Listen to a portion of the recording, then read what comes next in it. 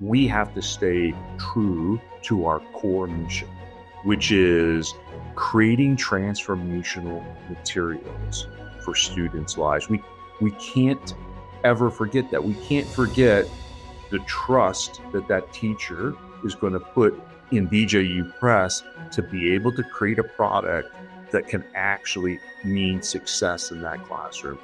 And that success is based on, well, will the student know how to read? Will they know their times tables? Sure. Will they understand science? That's really important. But will that student also then know how they fit into God's great plan? Welcome to the BJU Press Teacher Edition podcast, where Christian educators are encouraged and inspired as we bring you interviews, practical ideas, strategies, and answer your questions about teaching in today's culture. And here's your host, Jenny Copeland.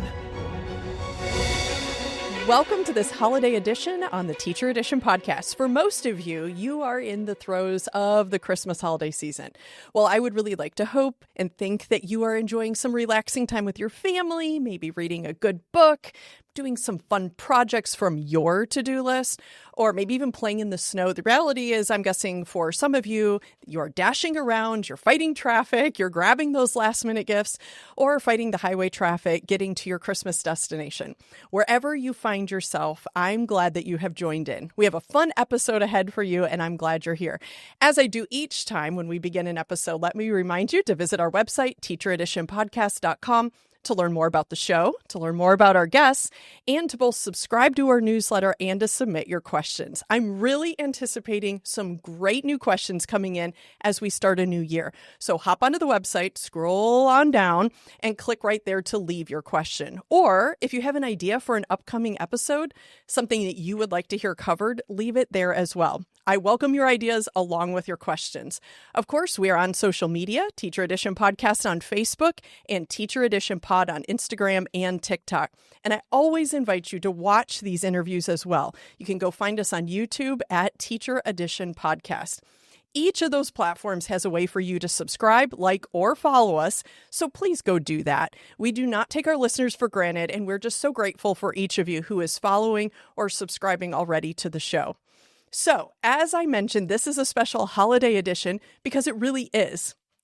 Not only do we have Christmas upon us, but we are also so privileged to have a very special guest with us today, and that's our CEO of BJU Press, Steve Dickinson. Steve has a wealth of experience in business. After completing a degree in accounting, Steve worked in the finance industry, including the role as Vice President of Global Finance Reporting for Intercontinental Group PLC in the United Kingdom. He then served as the Executive Director of Finance and Operations and then as the CFO, actually, of BJU Press for about 10 years, and then served about 5 years as the CFO and then Vice President of Business and Finance at BJU. In 2023, the Lord led Steve back to BJU Press to serve as CEO. His wife, Cindy, also serves at BJU Press as a national consultant. She's been a guest on the show, by the way, so no stranger there. Together, they have a heart for Christian education. It is a privilege for us to have Steve with us here on the show. Steve, I really appreciate you squeezing us in. And wow, it looks like you brought some holiday cheer to the show today. Look at that. It's my favorite time of year. That's awesome. So I did bring my headband, but I was afraid maybe I was overdoing it with my Christmas tree. So, now I feel much better. Okay, so Steve, as we wrap up another calendar year, and sorry, I guess I have to say calendar because being an educator for so long, when someone says year, my brain says, August to May or June or whatever. Regardless, as we wrap up 2025 and we reflect on just the wonderful blessings the Lord has had for us, one of my blessings has been the many, many educators that I've had the opportunity to meet and rub shoulders with over the past year. I love visiting schools. I love being at conferences. And I'm always just so amazed at the talent and the gifts and the heart of the customers that the Lord allows us to serve. I love being with people. I'm a people person. I love getting to know new friends. But I also love it when customers get to meet those who serve at BJU Press and really get to see the heart behind our product. More than once, I have had someone, after visiting the press, say that the best part was just meeting the real people, as opposed to, I'm not sure, but the real people behind the product. So today, I want our listeners to just get to know you a little bit more, if you don't mind, and just give you a chance to connect with them a little bit. As we meet guests on the show, we often often start by having them share a little of their story of how the Lord led them to where they are, to what they're doing. So I wondered if we could start there with you just telling us a little bit about your story and how the Lord brought you to BJU Press. Sure thing. And thanks for the introduction, Jenny. I'm not sure that I'm really that person, okay, but thank you very much. And Jenny does know me a little bit. If I could find the share button, what I would do is I would put up an Excel spreadsheet, being a business person. Of course you would. An Excel spreadsheet to be able to take you through this great macro-driven, pivot table-driven experience, a bit about who I am. Okay. But because I couldn't find the share button, I'll tell you a little bit more. So I decided not to be an educator. I decided to be an accountant. Took an accounting class in 11th grade and was like, hey, absolutely no doubt that's what I want to do with the rest of my life. But I will say the influence that I had in my life was growing up in an educator's home. You wake up, everybody wakes up at the same time. Everybody has breakfast together. As you say, the calendar is really August to May. That's right. And that 1st of June, 5th of June, whatever summer vacation starts, it's this really weird feeling because it's completely different. But my life really, for 18 years, revolved around an educator's calendar. So although I decided not to be a teacher, I really understood what teaching was about, the struggles, the fun, the daily grind, what weekends actually really mean, what evenings can mean. Then I married a teacher. As you said, Cindy, my wife, taught for many, many years in many different places. So again, my schedule many times was dictated by an educator's calendar. So yeah, no. It actually helped me to greatly prepare for this job. So yes, I'm an accountant, was an accountant, I'm a business guy. The passion for education there comes from growing up in an educator's house, marrying an educator, and then having 3 kids. And the previous experience that I had allowed us to do some traveling. We actually lived overseas for 5 years. So education was a big part of, well, when we live overseas, what are we going to do? How are we going to educate our kids? When do the education systems sort of vary from what it is in America versus, the country you're living in? And so much of the decision making, including coming to BJU Press, was driven by an educator's calendar. My oldest son was about ready to go to high school, and at that point we were living in the UK, and calendars from an education standpoint and what you learn really start diverging between the European system, UK system, and America. And at that point, it was, I sat down with Cindy and said, hey, what are we going to do? We looked at each other, hey, we really need to get our kids in an American school. And we really wanted Christian education. And there was a finance position that opened up at BJU Press, and the Lord led us here. So although I'm not an educator, please don't hold that against me, because I have been around educators for all my life. So decision making is not all about the bottom line. It's not all about, hey, are we profitable from a success, determining success. The success is many times driven by being able to create products that can be transformational in students' lives, but never forgetting what that teacher has to go through in the classroom.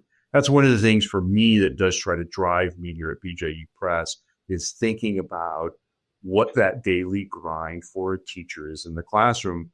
Because when I was a kid, I saw my dad do it. Back to the mimeograph days with the purple letters on the paper, and the smell. Yes. That smell. I remember that smell because my dad would bring home extra paper and would go in this box, and that box smelled like that. Yeah, we knew every time somebody made a copy. That's right. To when technology started to come into the classroom, Cindy's Sunday afternoon became consumed with, how do I incorporate technology into my daily lesson plans coming up? So I was always reminded about a teacher and what a teacher's life is and what it's like during a school year. So for me, that passion for BJU Press, the passion for education came basically for those that really influenced me in my life. Yeah, I think that's fantastic. I love hearing everyone's stories. But again, once again, how the Lord used so many things along your path to bring you to where you are. And just Right. a lot of people don't understand educators. They don't understand education or what it's like, but you lived it, and how fantastic for where you are. Okay, let's go back to that spreadsheet thing. So a rumor has it those are some of your favorite things. Okay, and I believe it. I know you a little bit, and I think so. But so when you're not doing spreadsheets, another fun question maybe, what do you like to do? What do you do outside of work? Yeah, so we all have these seasons in our life. So all my kids are grown. 2 of my kids are married. I have 5 grandkids. Oh, I'm boy. one of the lucky ones. My grandkids live just down the road. Wow. That's No so more fantastic. than 10 minutes away. So I have the great privilege of being able to invest in my grandkids' life on a weekly basis. So a lot of my time is consumed with my grandkids and whatever season it is for my grandkids. So Christmas for kids is really special. So And fun. it is so fun. You decorate your house. When you get older, it's like, man, do I really want to do that? Because then I have to take it down. But all you have to do is let your How'd you read my grandkids mind? run into your house and see, what that is. I even have a set of inflatables that I put on the back porch just so the grandkids can see that. Then you go into, whether it's fall or spring where that weather is really nice and you're outside hanging out with your grandkids outside as opposed to on some piece of technology trying to get them outside. Summertime, Lord has blessed us with a pool. So Oh, the yes. summer activities revolve many times around swimming in a pool. So Very fun. outside, I'm in that season where I've got that really, really unique opportunity to hang out with my grandkids at that young age. In fact, just recently, I was with my 18-month-old grandson at like a harvest happening on a soccer field. And it just blows my mind what he went through in that one day, because that learning that happened, because it was all new.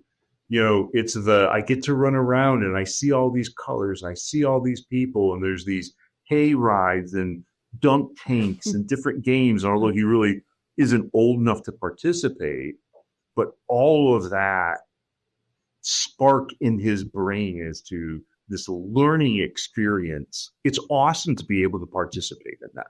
Yeah, so much fun. And a good sidetrack for you to get away from work and have some fun with them. That's That good. would be correct, yes.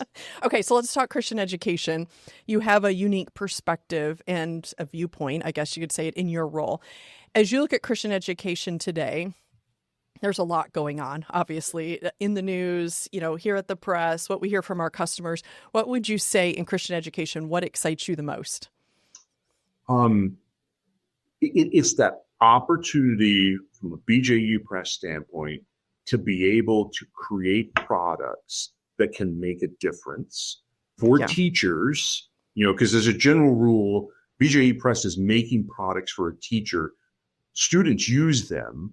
But in some cases, our customer isn't the student, ultimately is, but our customers really is that teacher. We need to make sure that the teacher likes our product, engages with our product, that they want their students to be able to touch that product. So what really excites me is that we're able to biblically integrate a product that is really academically rigorous and strong. We can put those two pieces together so that the teacher has the ability to really reach into a student's heart. You've heard me say it before, but one of those unique, neat verses that I like is where Paul in Ephesians talks about this idea of that the eyes of the heart would be flooded with this knowledge of who Christ is. And I think it's very unique. It's the eyes of the heart, specifically at an elementary level. We all know what it means to look into an elementary student's eyes, into the heart. Well, our product helps the teacher to be able to do that. And, that responsibility here at BJU Press to be able to create that content, look and feel, to be able to do that. And then as the world moves on with technology, to create the technology that hopefully helps the teacher in the classroom replace some of the activities that they may have had to do, going out to the World Wide Web to find resources that BJU Press can pull those resources together. So what excites me is that ability to be able to support the teacher that way. Yes, it's so fantastic. I mean, I just, having been in education too, just if somebody could provide something for you that shaves 5 minutes off your preparation time, or helps you find something that's more useful, it's just so hard to find great things. So I am totally with you. That is exciting. It's exciting to me when I go into schools and see teachers using them. And I feel like, thank the Lord that we were able to do that for them, that they didn't have to spend the time finding those things. So that's great. Love that. Okay, so we're obviously not a school. BJU Press is not a school, but we support through educational materials. Whenever we as customers, or we have customers looking at a product that they want to invest in to possibly use in their homes or in their families, they want to know more, depending what it is. If we're a customer, we want to know the thought behind the product, or where is that company heading? That's just what we are as customers, or they as customers. Educational materials are no different. I know that as I talk with customers, they want to know who we are. They want to know where we're headed. So Steve, I wonder if, from your position, if you could talk with us a little more, tell us about the vision of BJU Press. Where are we headed? Right. So vision is really important because it guides and directs how the whole organization acts to move forward. So that vision is something that, I work with a leadership team that we're very, very concerned about. Education today changes so fast. So true. When I was I looked at what my kids learned in elementary school versus what I learned. Now it's, what are my grandkids going to learn? Like they're going to learn everything I learned through high school by the time they're in sixth grade. Okay. So what all does that mean as we look to the future, specifically for BJU Press? And what it actually means is we have to stay true to our core mission, which is creating transformational materials for students' lives. We can't ever forget that. We can't forget the trust that teacher is going to put in BJU Press to be able to create a product that can actually mean success in that classroom. And that success is based on, will the student, know how to read? Will they know their times tables? Will they understand science? That's really important. But will that student also then know how they fit into God's great plan? And that's part of, what we do. So all these things that go around education are really important. And that vision helps ensure that we continue to meet that need for the future. But the key is that we actually don't forget what actually is the strength of BJU Press, which is that the academic side and the biblical worldview shaping side. Then you have to start throwing in what does technology mean? And, now the artificial intelligence and the AI world, what does that mean for education?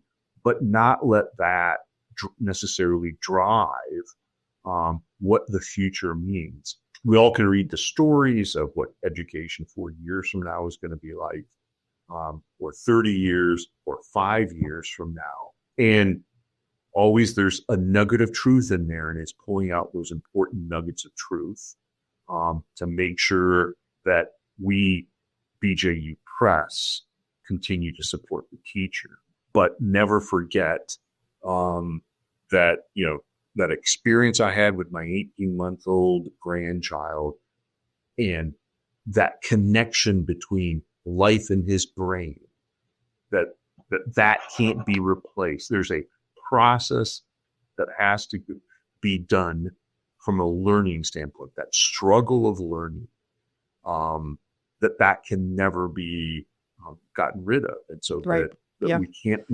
BJU Press can't jump on and say, oh, well, we can create a completely AI learning experience. No, because there's this very important piece.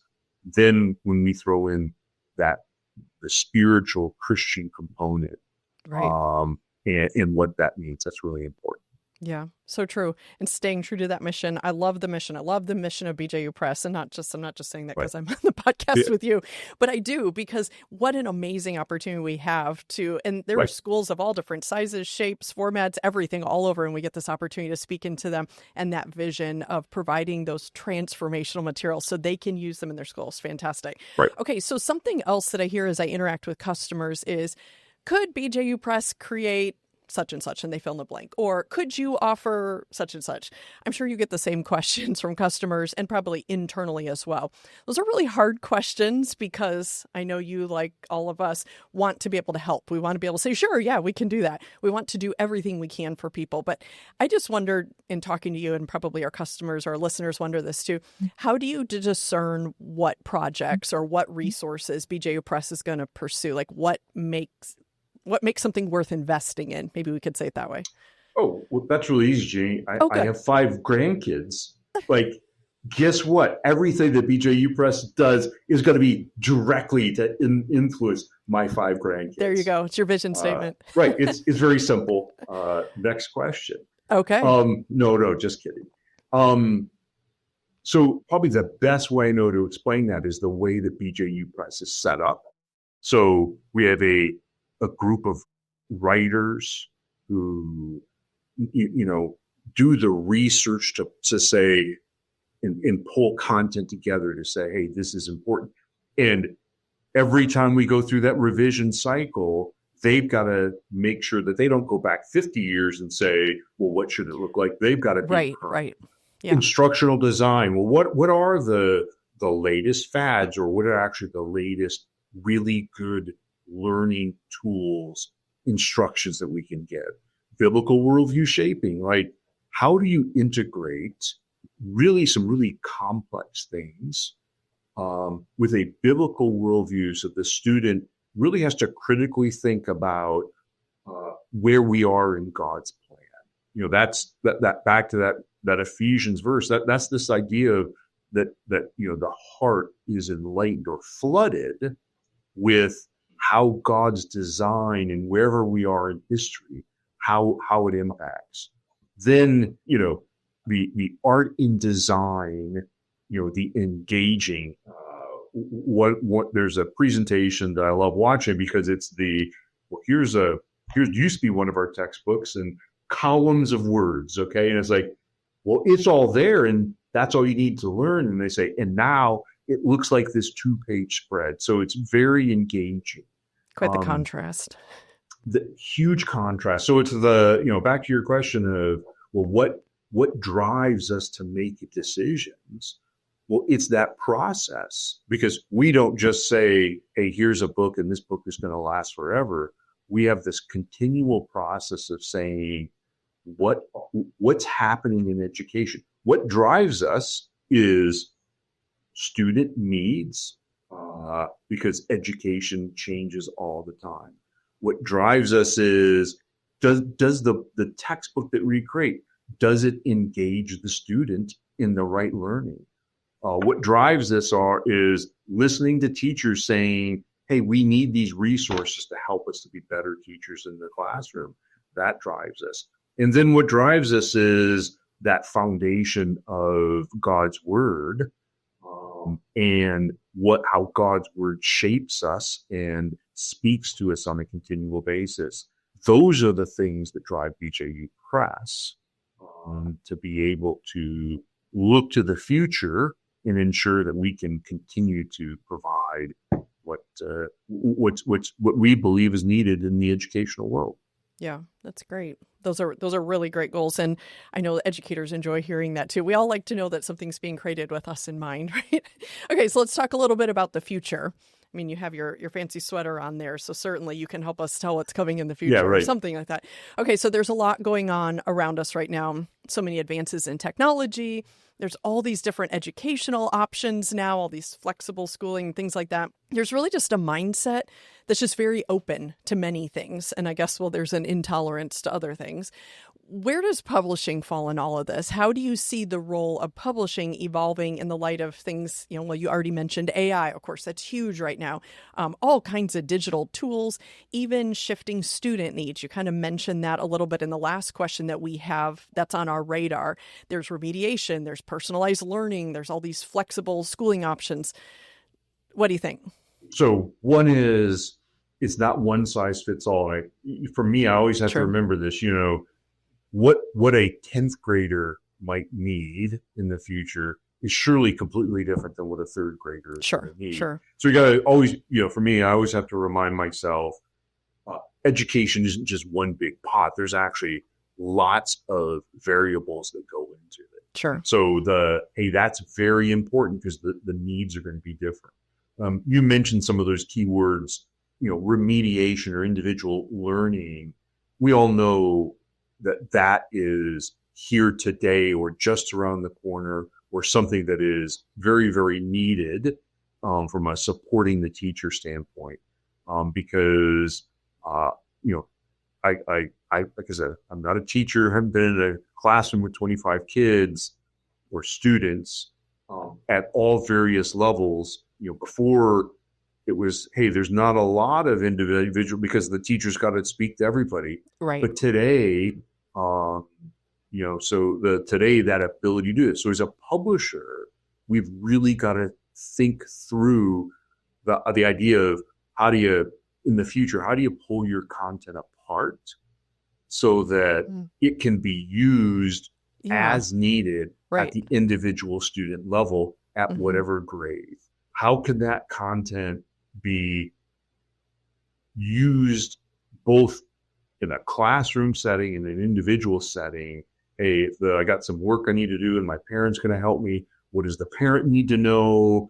Does the teacher have to write specific instructions, or, is it, no, there's this little app now they can go to and the student can do it along with the parent. So publishing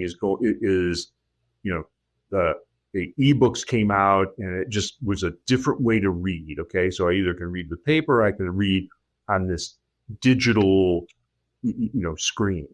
Well, now with tools that are available, you can take it far beyond that. That different color word that you now can click on that takes you to a different experience. That is going to impact publishing. For sure. Is paper ever going to go away? Most people say absolutely not paper because there's this unique connection between the brain and holding something in reading the letters. I can't predict the future on that piece, but what I can say is the words that are on that page, whether printed on a piece of paper or digital, what's there for educational purposes. As a publisher, where you maybe uniquely think, a publisher, it turns on this machine and spits out paper. That dramatically will likely change. What's on the page won't dramatically change, except for how can we help students learn to the best of their ability? What are the resources that a teacher can give the student in the classroom to be able to continue to excel from an education standpoint? So as a publisher, it's looking, well, what does that mean? We think about books with a cover and a table of contents and chapters and subheadings. Even when you go to church, on occasion, the pastor will say, well, there are these verses, but those verses really don't exist. And there's these chapters, and those chapters really don't exist. That's not the way it was written. Publishing very well could turn into something like that, where, hey, it's not it might be at the objective level. Hey, what's the content at the objective level? How do you deliver that content to both the teacher and the student, as opposed to one big book? I don't know the answer to that. What I do know the answer to is that content, from a publisher standpoint, the content is what is important. The delivery mechanism is what we may end up changing over the years. And then being able to deliver it much more individually than what we currently do. Yeah, I think that's so insightful. Like I was thinking about that as you were saying that. That's true. So the content is that stability, but being agile. We hear that word quite a bit now in the delivery and how we handle it, and not just saying, no, it's just a book. It's kind of like, if you're going to be stuck in just the book, it's kind of like printing black and white now. People, right. That's just going to be, okay, right. We can roll with it, but who really wants that? So I love that you pointed that out. That's just a really good point, that the content is so important and that delivery is going to flex, because that's so true. And like you said, we have no idea. Everything's changing so quickly. So who knows, right. What tomorrow is going to look like. Ginny, this is really a side note, but yeah. I often think about the upheaval that the printing press brought into the world. So true. There was only a few people and only a few copies, and the masses couldn't have. And all of a sudden, there's like, oh, I can turn this, and this ink flows, and I now can give this information at a level that never existed before. I think we're moving very similar to this time period where this change in how content is delivered might be the biggest change that we have. Agreed. But the content itself is still not going to change. Yeah. That's really insightful. Okay, so you mentioned AI. We kind of dabbled with this topic a little bit. Let's park there for a second.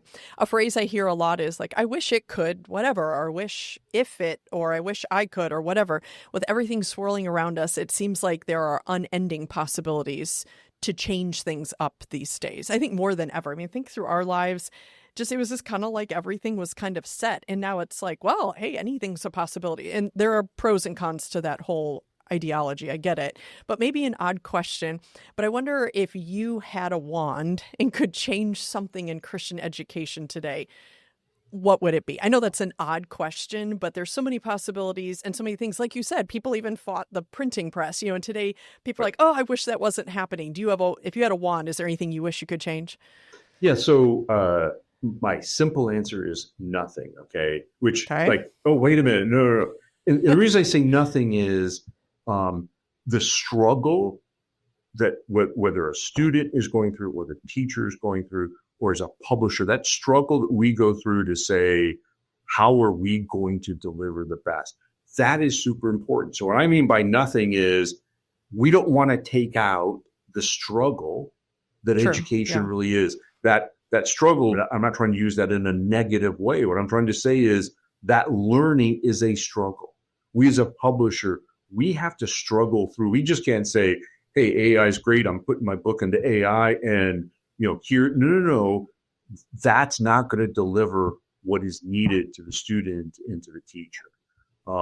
We've got to struggle through and say, what does AI actually mean? Or what does technology actually mean? Or what platform? Or I went to AI and asked this question, is that really truth? Is that really thought through from a critical standpoint to be able to deliver it from a student standpoint? The struggle that the teachers have in the classroom from a student going out and saying, well, here's the paper that I just wrote. Well, is that truth? Like, or is it just, randomly put together? I'm reading through a book and, one of the phrases in the book that just hit me pretty funny was, you would Google something and it would return a bunch of information that other people had written. I now put a prompt in, and AI actually writes new sentences for me, okay? So all of a sudden, it's not a person writing that sentence, it's AI. So my one answer is, if I could wave a wand, what would change? Well, nothing, because the struggle that we all go through is super important. On another hand, partly because I have a son who's in education, I have a daughter-in-law who's in education, my wife, the cheating and lying. If I could wave a magic wand and get rid of cheating and lying, that it is so destructive to the educational experience. how do you tell a student that if you cheat, you're actually hurting yourself? Like, how often you do that? You're like, we hear that all the time. Sure. But how do you make that real in a student's life?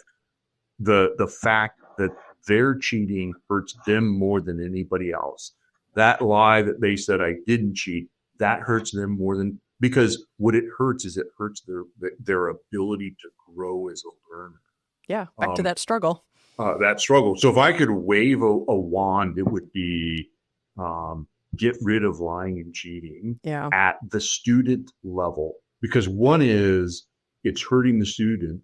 Two, because I see it with my kids from an educational standpoint, the amount of time that they now have to spend working through did you cheat? Did you not cheat? Are you lying to me? Are you not lying to me? Gone are the days where, hey, it's no problem to say you're going to get a 0 on that paper. Now, every 0 matters for the future of my kids' education. That's right. That's right. The pressure on the teachers, specifically in this one area of lying and cheating, is astronomical. And it really is destructive for the educational experience. So on one hand, nothing, because it's really important that we struggle through this educational experience. On the other hand, there are some things that really hurt the educational experience. Probably to me, the number one thing that I hear about nowadays is the lying and cheating. Yeah. And I know what you're saying resonates with our listeners. They're walking through this. It's cool to have these tools, and, we're still kind of learning about them, kind of caught education by surprise in some areas. And now this is taking away from their teaching time. I know there is a lot of frustration there, and we would dedefinitely love to do away with that. And Ginny, I'm an accountant, and you think, hey, accountants, they have to be ethical. Okay. Of course. I read an article, and this now is probably 10 years ago, that accounting firms, these large accounting firms, they were having to put their new hires through basic ethics training. No kidding. Because through high school or elementary school or college, I developed this habit of cheating and lying. And I went to my job, and my employer realized, this isn't a very big, broad sense, but the employer realized that character quality of ethics was really missing. So they had to say, I've got to start all over and help train and this was in the accounting profession. Okay? Wow. Where these large companies were realizing that they actually had an ethics issue with their employees. I think it's everywhere. I mean, think of students growing up in this. They're watching it everywhere, cutting corners, not being totally honest, using AI to do things you should be doing yourself. Like we're kind of shaving away at, the black and white of what's right. Oh, yes. Wow, that's amazing. Okay, this has been super fun. I really, really appreciate you giving of your time. I know you're so busy, but I appreciate you spending a few minutes with us. As we close out this holiday episode, I just wondered if you had any last messages or words for our listeners. Well, as Jay, you started out, I hope you teachers have a relaxing Christmas. I know what happens because, as I said, I grew up in an educator's home. You're going to pack the car and drive someplace. A little bit of chaos, but hopefully you get those moments where you can relax yourself. Whatever fun that is for you to be able to relax. So that message of this is a great time to be able to recharge, and it's also a great time to remember the blessings that God has given us all. Education is generational changing. I think we all probably have that historic family, story of, my dad didn't go to college. My grandfather didn't even graduate from, and I'm the first generation college graduate. Education's generational changing. It is. And Christian education is even more how it can actually shape, I married a Christian, and that Christian was an educator. The whole trajectory. What will happen to kids? That blessing that we have, would be that, for me, that struggle you as a teacher are going through, that individual life that you're connecting with. It's life-changing. It's future-changing. We wish that, hey, as a publisher, we could publish the stories of all your kids who've gone through so that you could go back and open that book and say, wow. That would be a bestseller. John started here, but this is where he ended up. And that message during this time is, you teacher, you really do make a difference. Yeah, absolutely. I echo that same message. Then I have to say Merry Christmas. Of course. Because what is it? It's the most wonderful time of the year. That's right. The sweater says it all. Oh, the sweater says it all, right. Yes, listeners, I echo that same message. Merry Christmas to all of you. Thank you for being with us today. But as Steve said, thank you for what you do every single day. Your work is so important. It's so impacting. And we want you to know that we appreciate you. And as Steve mentioned too, only eternity is going to show that incredible impact that you've had on so many lives. You're watering, you're planting those seeds, but you don't often always see the end of that. But just know that the Lord is using you in the lives of so many little students or big students, whoever's in your classroom, the Lord is using you. I hope you can enjoy some much deserved change in routine and hopefully a change in scenery too, some extra family time and even some rest over the holidays. From all of us here at BJU Press, have a very Merry Christmas and a wonderful wrap up to 2025. We will see you next week as we welcome a new year and many more practical, uplifting episodes here on the Teacher Edition podcast. Merry Christmas.